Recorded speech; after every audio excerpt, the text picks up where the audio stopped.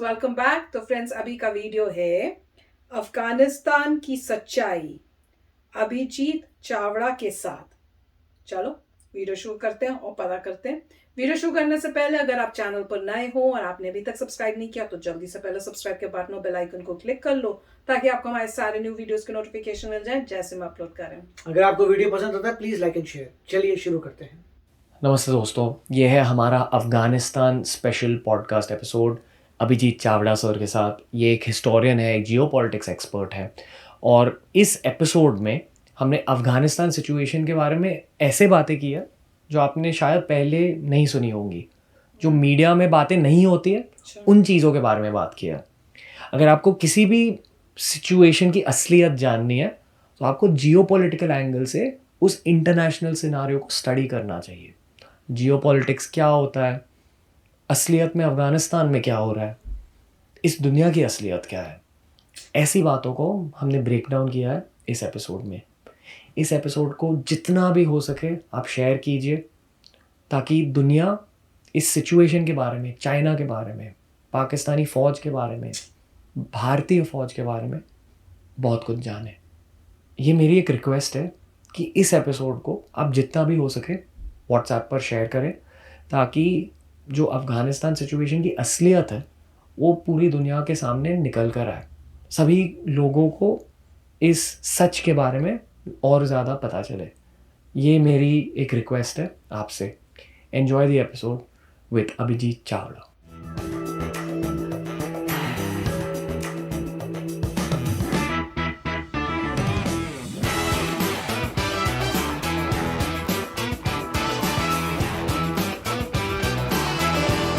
The Ranveer show Hindi में फिर से आपका स्वागत है अभिजीत चावड़ा सर। धन्यवाद। Thank you very much for having me. Thank you for being on the show sir. आप एक हिस्टोरियन हो, आपका इंटरेस्ट जियोपॉलिटिक्स है, आपने जियोपॉलिटिक्स को बहुत ज़्यादा स्टडी किया है।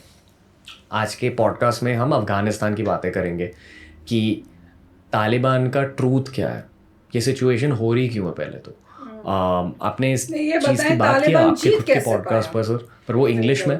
मैं चाहता हूँ कि इस देश का, पाकिस्तान का और अफ़गानिस्तान का हर सिविलियन ये पॉडकास्ट देखे। हर सिविलियन नहीं तो at least a lot of people ये पॉडकास्ट देखे और सच जाने, क्योंकि अक्सर मीडिया की वजह से जो असली सच होता है वो थोड़ा सा बदल जाता है।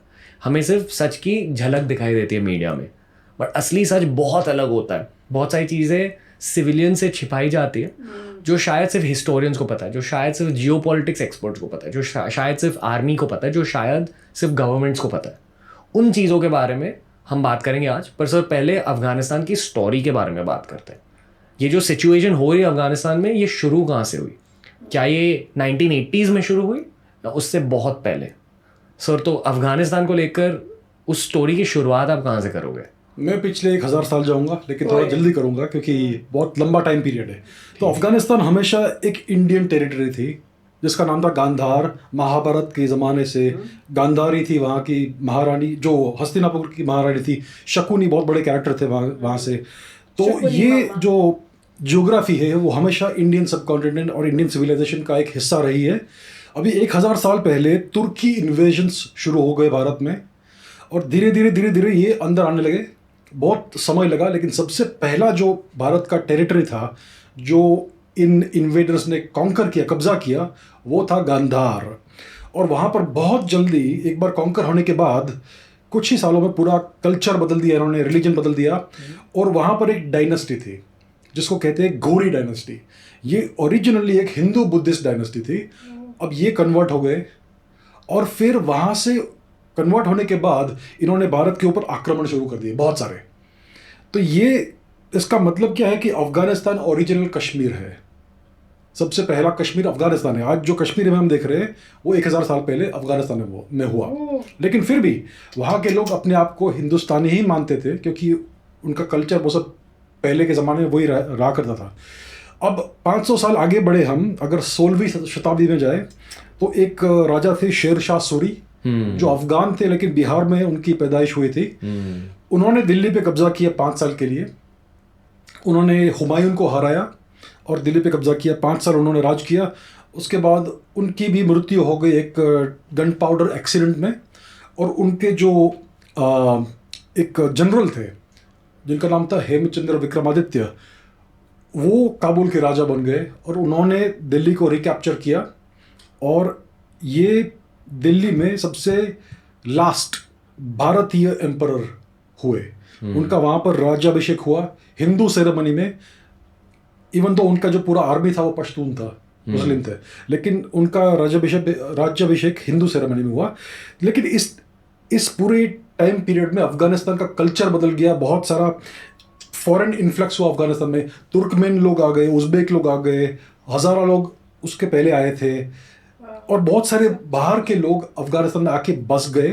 तो अफगान का ना सिर्फ कल्चर बदल गया लेकिन एथनिसिटी भी बदलने लगा और धीरे धीरे वो अपने आप को हिंदुस्तानी देखना छोड़ दिया उन्होंने। अब अभी 300 साल और आगे बढ़ते हैं।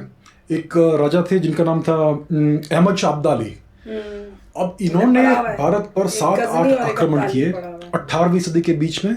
और ईरान का जो राजा था नादिर शाह, उसने जब 18वीं सदी में भारत में आक्रमण किया तो अहमद शाह अब्दाली ने उस आदमी का साथ दिया, उनका सपोर्ट दिया। और नादिर शाह का इन्वेजन जो इंडिया में था बहुत ही भयानक इन्वेजन हुआ, बहुत लोगों का कत्लेआम हुआ। तो इस जमाने में सबसे पहली बार हम देखते हैं कि अफगान अपने आप को हिंदुस्तानी कहना उन्होंने छोड़ दिया। अब ये फॉरेनर्स बन गए और उनका पूरा कल्चर बदल गया एट्सेट्रा। और ये सिचुएशन था। अब 19वीं शताब्दी में महाराजा रंजीत सिंह सिख इलाके के राजा बने। और जो अहमद शाह अब्दाली ने जो नॉर्थ इंडिया पे कब्जा किया था, कश्मीर के ऊपर और अदर दूसरी जगहों पे, और उन्होंने बहुत सारी क्रूरता की थी। तो रंजीत सिंह जी ने ये पूरा टेरिटरी वापस भारत के हिस्से में ले लिया, पश्तूनों को हरा दिया। और रंजीत सिंह जी ने पश्तूनों का भी काफ़ी टेरिटरी अपने इलाके में ले लिया मिलिट्री मीन्स के थ्रू, बैटल्स के थ्रू। तो कश्मीर आया था। अब इस टाइम पे ब्रिटिश लोग का भी आगमन हो गया था भारत के अंदर और ब्रिटिश लोग का और सिखों का एक युद्ध हुआ जो ब्रिटिश हार गए। ब्रिटिश और अफगान का भी एक युद्ध हुआ जो ब्रिटिश हार गए। लेकिन बाद में महाराजा रंजीत सिंह का जो देहांत हुआ उसके बाद सिख एम्पायर थोड़ा बिखर गया और ब्रिटिश ने फिर से एक युद्ध किया, second Anglo Sikh war, I think 1848 के आसपास, जो ब्रिटिश जीत गए। उसके बाद ब्रिटिश लोगों ने अफगानिस्तान पे हमला किया और इवेंचुअली 19वीं शताब्दी के सेकेंड हाफ में उन्होंने एक जंग जीत ली अगेंस्ट अफगानिस्तान। अब जो रंजीत सिंह जी का जो टेरिटरी था, जो उनका बॉर्डर था, उसको ब्रिटिश लोगों ने ब्रिटिश इंडिया और अफगानिस्तान का बॉर्डर डिमार्केट किया। ओके। और उसके बाद ये जो बैटल ऑफ सरायगढ़ी हुआ, जो केसरी मूवी है, जिसमें जो सिख सोल्जर्स थे वो पश्तूनों से लड़ रहे थे, वो एक्चुअली ब्रिटिश राज की तरफ से लड़ रहे थे, भारत के लिए नहीं लड़ रहे थे। तो ये सिख और पश्तूनों में बहुत पुरानी दुश्मनी है अहमद शाह अब्दाली के टाइम से। तो ये जो भारत और अफगानिस्तान का जो बॉर्डर ब्रिटिश लोगों ने बनाया, जिसको ड्यूरांड लाइन कहते हैं, आई थिंक 1893 या 1897 में बना था वो। पाकिस्तान में अब भारत के बंटवारे के बाद ये पाकिस्तान और अफगानिस्तान का बाउंड्री बन गया और इसमें बहुत सारा पश्तून इलाका है जो पाकिस्तान में रह गया इसके वजह से। मतलब एक पश्तून इलाका हाफ अफगानिस्तान में हाफ पाकिस्तान में। जी बिल्कुल, आधा पाकिस्तान में है, आधा अफगानिस्तान में है और पश्तून इस बाउंड्री को नहीं मानते। तो अफगानिस्तान और पाकिस्तान का ये टेरिटोरियल डिस्प्यूट है ब्रिटिश राज के ज़माने से। अब अफगानिस्तान चलता रहा, थोड़ा बहुत लिबरल भी हो गया कुछ। अगर आप 1950-60 देखेंगे तो अर्बन एरियाज में अफगानिस्तान में कुछ लोगों में वेस्टर्न कल्चर आ गया, थोड़ा सा वो लिबरल हो गए, थोड़ा अच्छे ड्रेस पहनने लगे, वेस्टर्न स्टाइल ड्रेसेस। लेकिन ओवरऑल अफगानिस्तान में शरिया लॉ रहा है हिस्टोरिकली। अब 1978 में एक कम्युनिस्ट रेवोल्यूशन हुआ अफगानिस्तान में, जिसको कहते हैं सौर रेवोल्यूशन। और कम्युनिस्ट ग्रुप था, कम्युनिस्ट पार्टी, उन्होंने अफगानिस्तान पे कू किया और उन्होंने कब्जा ले लिया अफगानिस्तान के कंट्री का। अब जो उनका जो लीडर था उसका नाम मुझे अभी याद नहीं है, लेकिन वो बहुत ही ब्रूटल था। उसने 3 महीने में इतने अत्याचार किए अफगानिस्तान में कि एक काउंटर रेबेलियन होने की बहुत बड़ी संभावना हो गई। और इसको रोकने के लिए यूएसएसआर ने अफगानिस्तान पे इन्वेजन कर दिया। तभी कोल्ड वॉर चल रही थी, कोल्ड वॉर के टाइम पे। मतलब यूएसएसआर वर्सेस अमेरिका की एक कोल्ड वॉर चल रही थी। असली वॉर नहीं थी, बट आर्म्स रेस चल रही थी कि किसके पास ज़्यादा न्यूक्लियर वेपन है, किसके पास ज़्यादा जियो पॉलिटिकल पावर है, किसके पास ज़्यादा बैड बॉय एटीट्यूड है बेसिकली रशिया इस दुनिया में। क्यूबा मतलब वॉर हो पहुंचा सकती कि थी, बट सिर्फ civil एक war दूसरे को ना मसल हो। दिखा रहे थे, तो यूएसएसआर और communist यूएसए। मतलब तो communist जो भी communist आप को ट्राई कर बचाया सके सब कुछ ट्राई किया except for actual hot warfare. बाकी हर तरह से स्पाइंग चल रहा था और इकोनॉमिक सबोटाज चल रहे थे और बहुत कुछ चल रहा था, बस एक्चुअल वॉरफेयर नहीं हुआ। उसके अलावा सब कुछ किया रूस और अमेरिका के रूस और अमेरिका ने। तो रूस ने अपना इन्फ्लुएंस बढ़ाने के लिए अफगानिस्तान में हमला कर दिया, उन्होंने कैप्चर किया अफगानिस्तान को। अब अमेरिका को डर लगा कि रूस का इन्फ्लुएंस बहुत बढ़ने लगा है इस इंडियन सब कॉन्टिनेंट में। तो इन्होंने अमेरिकन्स ने जियाउल हक को अप्रोच किया जो पाकिस्तान का डिक्टेटर था उस टाइम पे। और जो रशियंस ने जो इन्वेजन किया था अफगानिस्तान पे, उसकी वजह से बहुत सारे अफगान रेफ्यूजीज पाकिस्तान में आ गए थे उस टाइम पे। ये रैम्बो 3 मूवी में दिखाया गया है। हाँ, रैम्बो का कोई तो मूवी है जिसमें ये सिल्वेस्टर स्टैलोन वहां पर जाता है। Rambo 3 on behalf of Americans, वो अफगानिस्तान जाता है जहाँ विलन्स है रशियन आर्मी। हाँ। तो ये वो उस जमाने की बात है। तो ये बहुत सारे अफगान रेफ्यूजीज पाकिस्तान में आ गए। उस टाइम पर जियाउल हक डिक्टेटर थे। अमेरिकन्स ने जियाउल हक को बहुत सारे millions and millions of dollars दिए, बहुत सारा आर्म्स अम्यूनिशन दिया, और उन्होंने पाकिस्तान को प्रॉक्सी बनाया सोवियत यूनियन से लड़ाई करने के लिए। तो पाकिस्तान ने क्या किया कि ये सारे जो पश्तून उनके यहाँ रेफ्यूजीज बन के आए थे, उनको उन्होंने ट्रेन किया, ऑर्गेनाइज किया, उनको मुजाहिदीन बना दिया और उनको बार बार इन्फिल्ट्रेट किया अफगानिस्तान में back to fight the Soviet Union. शायद रैम्बो 3 में भी मुजाहिदीन को दिखाया गया कि रैम्बो के दोस्त बन जाते हैं ये लोग। हाँ, बिल्कुल। और आगे जाकर मुजाहिदीन एक्चुअली टेररिस्ट ग्रुप बन गया। बाद में ये होता है। तो 10 साल के आसपास ये गेरिला वॉरफेयर चला। क्या होता है गेरिला वॉरफेयर? मतलब आप दो आर्मीज ओपनली फाइट नहीं करते, आप अर्बन एरिया में 10-15 लोग जाके कुछ लोगों को मार देंगे, फिर भाग जाएंगे, धीरे ऐसा करते रहेंगे, तो हमेशा डिस्टेबलाइज रहेगा आपका एनिमी। आप कभी ओपन में आके लड़ाई नहीं करेंगे, आप छुप के लड़ाई करेंगे। इसको कहते हैं गेरिला वॉरफेयर। तो इन्होंने ये स्ट्रेटेजी अडॉप्ट की पाकिस्तान ने और यूएस ने, और धीरे उन्होंने सोवियत यूनियन को डिस्टेबलाइज किया अफगानिस्तान में। इवेंचुअली उनका वहाँ पर रहना अनसस्टेनेबल हो गया और 1988 या 89 में यूएसएसआर ने अफगानिस्तान से विथड्रॉल कर लिया। फिर ये जो मुजाहिदीन थे उनमें पावर स्ट्रगल शुरू हो गया, कौन बनेगा अफगानिस्तान का राजा। मतलब आपस में ही। तो उनमें बहुत सारे फैक्शंस थे जिनको वॉरलॉर्ड्स कहते हैं। गुलबुद्दीन हिकमतयार था, बुरहानुद्दीन रब्बानी था, सिकबतुल्लाह मुजद्दिदी था, रशीद दोस्तम था, बहुत सारे लोग थे। इनमें आपस में लड़ाई हुई। फिर बाद में इन्होंने इवेंचुअली कुछ कॉम्प्रोमाइज़ की और काबुल में एक गवर्नमेंट बनाई। अब लेट 90s में अब अच्छा ठीक है, तो क्या हुआ कि पाकिस्तान में उस टाइम पर बेनज़ीर भुट्टो प्राइम मिनिस्टर थे और आई थिंक हामिद गुल नाम का आदमी था ISI का चीफ। तो इन्होंने यूएस के ब्लेसिंग्स के साथ फिर से एक नया ग्रुप बनाया जो मुजाहिदीन थे, जो सोवियत विड्रॉल के बाद मुजाहिदीन जॉबलेस हो गए थे। बहुत सारे मुजाहिदीन को उन्होंने कश्मीर में भेज दिया, पाकिस्तान ने उनको रीडायरेक्ट किया कश्मीर में। और 1989 में कश्मीर इंसर्जेंसी एक्सप्लोड होती है according to history which we know. तो ये हुआ कि पाकिस्तान ने सारे मुजाहिदीन कश्मीर में भेज दिए, बहुत सारे। एक मिनट सर, मैं थोड़ा सा कॉन्टेक्स्ट देना चाहूँगा यहाँ। बेसिकली हर लिसनर को ये जानना चाहिए जियोपॉलिटिक्स के एंगल से कि जो बड़े वर्ल्ड के पावर्स होते हैं, आज के ज़माने में चाइना और यूएसए, उस ज़माने में रूस और यूएसए थे। तो अगर रूस और यूएसए को आपस में कोल्ड वॉर करनी थी, हॉट वॉर नहीं करनी थी। हॉट वॉर करने के लिए वो एक दूसरे के साथ फाइट करते थे दो अलग कंट्री के थ्रू, प्रॉक्सीज। हाँ, प्रॉक्सी वॉर्स। मतलब मान लो अफगानिस्तान के अंदर एक यूएसए एक्चुअली फाइट कर रहा है रशिया के साथ, बट यूएस आर्मी को नहीं यूज़ करके वो एक वहाँ की आर्मी बना देंगे जिसे हम अब मुजाहिदीन कह रहे हैं। उसी तरह कहा जाता है कि यूएस ने पास्ट में पाकिस्तान को बहुत ज़्यादा हेल्प किया।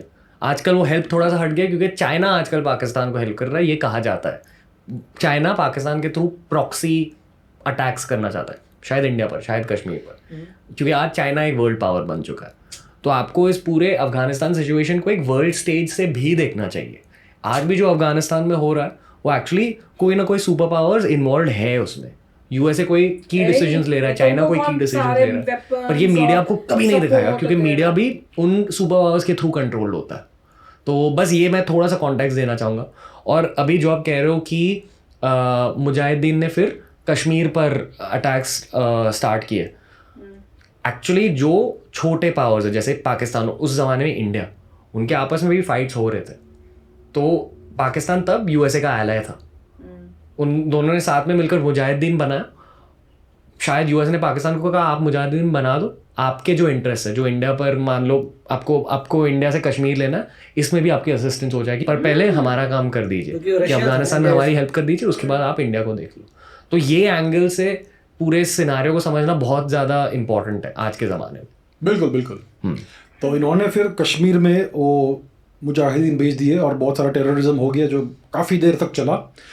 फिर क्या हुआ कि अफगानिस्तान में भी उनको ये स्ट्रेटेजिक बैकअप बनाना था, क्योंकि पाकिस्तान का बहुत बड़ा सपना है कि वो भारत को कॉन्कर करेंगे एक दिन, भारत से बहुत बड़ी जंग लड़ेंगे और दिल्ली को वो कब्जा करेंगे, भारत को कब्जा करेंगे और पूरा भारत को पाकिस्तान बना देंगे। ये उनकी आईएसआई और आर्मी का बहुत बड़ा सपना है, अभी भी है। ये this is not a reflection of आम जनता। आई फील कि वहाँ की आम जनता आर्मी शायद फ्रेंडली है, बट वहाँ की लीडरशिप, पॉलिटिकल लीडरशिप, आर्मी शायद इन चीज़ों को चाहती है। मतलब हर देश का एक आर्मी होता है, लेकिन पाकिस्तान में इस आर्मी के पास एक देश है, उन्होंने इस देश को हॉस्टेज बना के रखा है। जनरल मुशर्रफ के टाइम से नहीं, शुरुआत से ही, याहिया खान, टिक्का खान के समय से, 1950s ऑनवर्ड से। तो क्या हुआ कि इन्होंने ये प्रॉक्सी वॉरफेयर किया कश्मीर में। फिर उनका ये बहुत बड़ा सपना था भारत को कब्जा करने का, तो उन्होंने डिसाइड किया कि अफगानिस्तान की जो जनता है, जो ऑलरेडी फाइटिंग करती है, मुजाहिदीन है, उनको हम कैनन फॉडर की तरह यूज करेंगे। क्या होता है कैनन फॉडर? मतलब जो तोप के सामने जिसको खड़ा करे मरने के लिए, जो चेस में जो पॉन होता है ना, जो जिसका कुछ वैल्यू नहीं होता है, कि जाके हमारे लिए युद्ध करो, पर अगर आप मरोगे तो नो प्रॉब्लम, कुछ फर्क नहीं पड़ता, लेकिन आप जाके मरो। तो इन्होंने इस तरह से पूरा स्ट्रेटेजी बनाया कि अफगानिस्तान को अपना स्ट्रेटेजिक बैकयार्ड बनाएंगे, अफगानिस्तान से वो स्ट्रेटेजिक डेप्थ लेंगे और अफगान ये सब जो मुजाहिदीन है उनका इस्तेमाल करेंगे एक दिन इंडिया के साथ जंग लड़ने में। तो उसके लिए उनको पूरा अफगानिस्तान री इंजीनियर करना पड़ेगा। तो उसके लिए उन्होंने एक नया टेररिस्ट आउटफिट बनाया, जो वहाँ के मदरसों में से स्टूडेंट्स, जो पश्तून स्टूडेंट्स थे, अफगान स्टूडेंट्स थे, उनको निकाला, उनको ट्रेन किया। और अरबिक भाषा में स्टूडेंट को तालिब कहते हैं, और तालिब का मल्टीपल क्या है, तालिबान। तो ये मदरसों में से निकाल के अफगान पश्तूनों को ट्रेन किया इनटू वॉरफेयर और उनका नाम दिया तालिबान। और उनको उन्होंने ट्रेन किया, आर्म किया, सब कुछ सप्लाई किया अमेरिका के ब्लेसिंग से, और तालिबान फिर अफगानिस्तान में घुस गया और कुछ ही समय में उन्होंने अफगानिस्तान पर कब्जा कर लिया। आई थिंक 1996 की बात है। अब क्या होता है, 98 में वाजपेयी प्राइम मिनिस्टर बनते हैं भारत के, और इमीडिएटली 5 न्यूक्लियर टेस्ट करते हैं। तो भारत ने डिक्लेयर किया we are a nuclear weapons power. और उस जमाने में आज के भी ज़माने में जिस देश के पास ज़्यादा न्यूक्लियर पावर है, वो जियोपॉलिटिकली एक पावरफुल देश माना जाता है कि हाँ इस देश में दम है। तो उस ज़माने में यूएसए के पास पूरा दम था, न्यूक्लियर पावर था, और यूएसए को लगा कि ये छोटा देश क्या है, आप क्यों कर रहे हो, क्यों करना है न्यूक्लियर टेस्ट। तो उस टाइम पे ऑलरेडी सोवियत यूनियन डिस्ट्रॉय हो गया था, डिसॉल्व हो गया था। तो यूएस एक अकेला सुपर पावर था, और उनको बहुत क्रोध हुआ कि भारत ने 5 न्यूक्लियर टेस्ट किए। तो उन्होंने डिसाइड किया कि भारत को एक सबक सिखाएंगे। तो उन्होंने पाकिस्तान को ब्लेसिंग दिया कि आप ये तालिबान बनाओ और तालिबान को पूरा अफगानिस्तान में कब्जा करो, और उनको फिर वापस रिपर्पज करेंगे कश्मीर में। तो उस टाइम पर कश्मीर में बहुत सारे टेररिस्ट अटैक्स होते रहते थे। भारत कंप्लेन करता था, तो अमेरिका क्या बोलता था, ये आपका internal law and order problem है, टेररिज्म नाम की कोई चीज़ नहीं होती है। उनका ये स्टैंड था उस टाइम। ये मतलब क्राइम हो रही है आपके, ये क्राइम हो रही है, लॉ एंड ऑर्डर की बात है, आप अपना लॉ एंड ऑर्डर संभाल नहीं पा रहे हो। सर जब आप कह रहे हो कि ब्लेसिंग्स थे, मतलब यूएसए के ब्लेसिंग्स थे, आप बेसिकली कह रहे हो कि मॉनेटरी पावर दे रहे थे, फ्यूल कर रहे थे, और वॉरफेयर इक्विपमेंट शायद सप्लाई कर रहे थे। एम आई राइट? यस। और कुछ भी है? इंटेलिजेंस सपोर्ट, उनकी कुछ फॉरेन स्टेट डिपार्टमेंट के कुछ लोग थे, रॉबिन राफल थी फॉर एग्जांपल, वो एसेंशियली पाकिस्तानी स्पाई थी। तो बहुत सारे ऐसा सपोर्ट मिल रहा था पाकिस्तान को यूएस के थ्रू, वेपनरी मिल रही थी नई, F-16s मिल रहे थे, हेलीकॉप्टर्स मिल रहे वो थे, बहुत Cold सारा War था। पैसा मिल रहा था वो ब्राइब्स actually कर रहे हैं एज रशिया ब्राइब्स के against। जनरल्स को और बहुत I कुछ। don't care. तो ये बहुत पूरा सपोर्ट, फुल सपोर्ट था पाकिस्तान को इंडिया को तो यूएस नुकसान का। कर रहे थे। अब क्या होता है कि अफगानिस्तान में सिर्फ एक पंजशीर रीजन में एक नॉर्दर्न अलायंस का ये चल रहा था, वो रेजिस्ट कर रहे थे तालिबान को। तो तालिबान ने उनका जो लीडर था अहमद शाह मसूद, उसका असैसिनेशन कर दिया सितंबर 2001 में, सितंबर 9 2001। 9/11 के 2 दिन पहले। और उसके 2 दिन बाद 9/11 होता है। अब मुझे न्यूयॉर्क में 2 समझ आया। ये सारे प्लेन्स वो सब क्रैश होते हैं। ये टेररिस्ट अटैक था। तो अमेरिका को मालूम पड़ा कि ये ओसामा बिन लादेन ने किया है, जो मुजाहिदीन था, वो मुजाहिद थे, मुजाहिद था जिसको अमेरिका ने ही सपोर्ट किया था in the fight against USSR. अब ओसामा ने ये सारा काम किया है और उनको मालूम पड़ा कि वो अफगानिस्तान में है, तो उन्होंने तालिबान को ऑर्डर किया कि ओसामा को हमारे हवाले कर दो। तालिबान ने कहा कि हमारा कल्चर ये है कि जो हमारे शरण में आता है उसे हम किसी को सौंपते नहीं है। तो इसके रिटालिएशन में अमेरिका ने इन्वेजन किया अफगानिस्तान का थ्रू पाकिस्तान अगेन। अब पाकिस्तान का ये जो बहुत बड़ा टेररिस्ट आउटफिट था उसको ये डिस्ट्रॉय करने लगे। थ्रू पाकिस्तान मतलब क्या? मतलब अफगानिस्तान लैंडलॉक्ड कंट्री है, उसको एक्सेस करने के लिए आपको किसी और देश के थ्रू जाना पड़ेगा। फॉर एग्जांपल, आपको अगर अफगानिस्तान में बॉम्बिंग करनी है तो आपको कुछ लोकल एयरबेस लगेगा, लोकल एयरपोर्ट लगेगा जहाँ से आप टेक ऑफ करेंगे और लैंडिंग करेंगे। तो पाकिस्तान को उन्होंने ये बेस बनाया। तो फ्रेंड्स, कमाल का वीडियो, बहुत मजा आ रहा है सुनने में कि स्टार्टिंग से बता रहे हैं कि अब क्या हुआ और कौन कौन सी ऐसी कंट्रीज थी जिन्होंने गेम प्ले की थी। और देख लो, जिन्होंने किया बाद में उसका असर उनको खुद भी भुगतना पड़ा। तभी कहते हैं कि आप अगर गलत काम करोगे, वो जियोपॉलिटिक्स देखो तो सही कितनी गंदी है।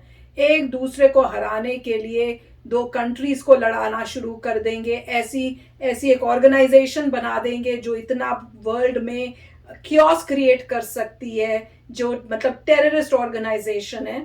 तो वही दिख रहा है कि जियोपॉलिटिक्स में बस पावर में रहने के लिए कुछ भी हद तक कर सकते हैं। जैसे चाइना है, कुछ भी करने को तैयार है, रशिया कुछ भी करने को तैयार है, ये यूएसए कुछ भी करने को तैयार है। बहुत दुख होता है हम जैसे नॉर्मल लोगों को ये सुन के कि इतना भी क्या, कि आपके लिए ह्यूमन वैल्यू ही नहीं रही। वर्ल्ड को एक अच्छी जगह बनाने के लिए बनानी चाहिए, उसकी जगह आप पावर में अपनी दिखाने के लिए दबदबा आप कुछ भी करने को तैयार हो। और वही होता है, जहां आप ये करोगे आपके ऊपर बाद में आएगा ही आएगा। वही देखा, रशिया ने किया उसके लिए आया, यूएसए ने किया, इसने अब चाइना कर रहा है उसके ऊपर भी आएगा। तो काम गलत करोगे तो भाई नतीजा बाद में सालों के बाद पता तो चलेगा ही आपको। और वही ऑर्गेनाइजेशन है जो इतना मतलब कर रही है, दहशतगर्दी कर रही है, वो प्रॉब्लम्स क्रिएट कर रही है। पर जैसे ये बता रहे हैं, बहुत ही अच्छा लग रहा है सुनने में। अब आगे देखते हैं क्या बताते हैं। कि अब मेरे को मेन क्वेश्चन ये कि ये तालिबान जीता कैसे, जो 20 साल तक छुपा हुआ था, पता ही नहीं था कहाँ है। मेरे ख्याल से 5 दिन के अंदर उसने पूरी गवर्नमेंट 20 साल में जो भी बना था उस सबको हरा के आ गया। आई एम होपिंग कि इनको उसका सीक्रेट पता हो, मुझे वो पता करना है। राइट, तो काफ़ी अच्छा इन्होंने कवर किया है कि पहले क्या हुआ था, अफगानिस्तान क्या था। और दुख की बात यही है कि पूरे एरिया एक समय पे इंडियन थे। हाँ, सब बस इंडिया इसी में मुझे दुख होता है कि पूरा एरिया जो था पूरा इंडिया था, और कैसे चाइना छोटा सा था, चाइना इतना बड़ा बन गया है, इंडिया इतना बड़ा था अब छोटा हो गया है। इस पर मुझे हमेशा दुख रहता है कि कुछ ना कुछ करके जो है अपनी टेरिटरी को बड़ा रखना चाहिए था, अब छोटी हो गई है। इनफैक्ट इतना फ़र्क हो गया कि पूरे रिलीजन्स ही बदल गए उस पूरे एरिया के, इतना मैस कन्वर्जन हुआ और कुछ कर नहीं पाए। उसका रीज़न यही है कि अगर आपकी धरती में ही एग्रेसर्स ने कंट्रोल कर लिया तो आप किसकी हेल्प करेंगे, खुद की तो आप कर नहीं पाए। तो इन सब चीज़ों से हिस्ट्री हमें एक ही चीज़ बताती है कि आपस में नहीं लड़ना चाहिए और डिफेंस को नंबर 1 बनाना चाहिए हर हालत में। और जो ये बात है कि आपस में जो पावरफुल आता है एक दूसरे से लड़ता रहता है, उसका सोल्यूशन क्या है, कब ये लड़ाई ख़त्म होगी? तो ये बहुत ही अच्छा सोल्यूशन इसको लोगों ने आंसर किया कि कब जो है ह्यूमन बीइंग्स आपस में लड़ना बंद कर, जब एलियंस आ जाएंगे। मैंने याद है, जब बताया था, फर्स्ट कांटेक्ट होगा, उसे फर्स्ट कांटेक्ट, जब फर्स्ट कांटेक्ट तब होगा अक्ल आएगी। और जब हमारी अर्थ में कोई डिफरेंट प्लैनेट से लोग आएंगे, तब अर्थ वालों को पता लगेगा कि भैया हम सब अर्थ वाले हैं। अगर हम आपस में उस दूसरे प्लैनेट के लोगों को नहीं उड़ाएंगे तो पूरी अर्थ खत्म हो जाएगी। और आपको बैकअप प्लैनेट्स के लिए अभी से शुरू हो गया काम मार्स में जाने का, मून में एटमॉस्फेयर नहीं है तो वो तो बहुत डेंजरस जगह है। तो मगर मोस्टली मार्स में भी कोशिश करी जा रही है, तो नेट रिजल्ट ये। और अगर लोगों को लगता है कि ऐसा कभी नहीं होता, तो ये इनकरेक्ट है। इतना बड़ा यूनिवर्स है और उसमें गारंटेड है, इतने बड़े यूनिवर्स में लाइफ है। सिर्फ इतना ह्यूज है और हम बहुत कम देख सकते हैं। जो हमारे पास अभी टेक्नोलॉजी, हम जरा सा अपने आसपास देख के बोलते हैं कोई नहीं है जी, कोई नहीं है जी, जबकि यूनिवर्स बहुत बड़ा है। और अगर हमारी पावर होती दूर देखने की, तो आपको पता लगा कितनी सारी लाइफ है यूनिवर्स में। कुछ ऐसे हैं जिनको दिखता नहीं है, जैसे हम हैं आसपास। कुछ ऐसे हैं जो आए, उन्होंने हमें देखा और चले गए कि इनको डेवलप होने दो, जो अच्छे पावर्स थे। तो आएगा, पता नहीं कब वो जिंदगी आएगी, मगर जब भी फर्स्ट कांटेक्ट होता है तभी अर्थ वाले लोग इकट्ठे होंगे।